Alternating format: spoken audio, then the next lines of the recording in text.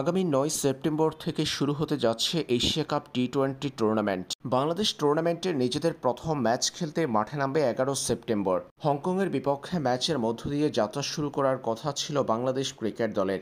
তবে সংযুক্ত আরব আমিরাতে তীব্র গরমের কারণে এশিয়া কাপের সময়সূচিতে পরিবর্তন এনেছে এসিসি। টুর্নামেন্ট শুরুর ১০ দিন আগে এশিয়া কাপের সময়সূচিতে পরিবর্তন নিয়ে এসেছে এশিয়ান ক্রিকেটের সর্বোচ্চ নিয়ন্ত্রক সংস্থাটি।